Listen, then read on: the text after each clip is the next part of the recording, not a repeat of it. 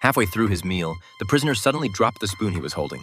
He noticed that half of it had fallen into shadow. Mike paused thoughtfully, then kicked the spoon back toward the door and quietly covered it with his foot. Soon enough, the guard came to collect the meal trays. The careless guard didn't even glance down before gathering up the dishes and walking away. The moment the guard left, Mike snatched up the spoon and began grinding it repeatedly against the rough floor. Before long, he tested the sharpened utensil's effectiveness. To his surprise, with just a gentle pry, the wooden plank on the cell door immediately loosened. Seeing the enormous gap that suddenly appeared before him, Mike made a bold decision on the spot. But realizing it was still daylight and guards could come by at any moment, he didn't dare act rashly.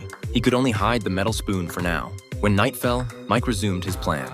Using the sharpened handle, he gradually widened the crack between the door planks. To avoid detection, he stopped every 2 minutes or so to listen carefully for any sounds outside.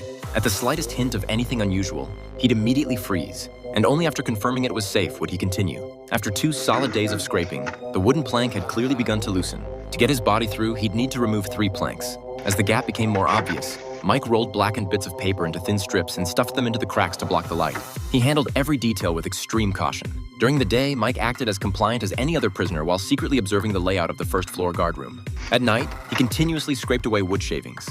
Finally, one evening, he determined the crack was large enough to remove the planks. Mike inserted the spoon handle into the gap and pressed down hard, but the spoon snapped clean in 2. Mike grabbed a rag and wrapped the spoon tightly, but aside from making a harsh creaking sound, the plank showed no response. Clearly, he needed another spoon. The next day at mealtime, Mike acted quickly, smoothly snagging one from the windowsill. Back in his cell, he didn't hesitate for a second. He immediately inserted both soup spoons into the gap and pried with all his strength. Because the upper plank was already weakened, a large chunk broke off completely. Mike instantly replaced the fallen piece of wood, then gathered up the scattered splinters and filled them back in, determined to leave no trace that the guards might notice. Next, he carefully colored over the exposed white scrape marks with pencil and finally hung a towel over the upper part of the door. Until his plan succeeded completely, he wouldn't allow a single flaw to remain. After days of repeated attempts, Mike finally removed the wooden planks from the cell door completely. But he didn't rush into action. Instead, he immediately reinstalled the planks and replaced all the loose wood chips. Only after repeatedly calculating the time needed to remove and reinstall them did he take the planks down again. With no guards in the hallway, Mike grew bolder.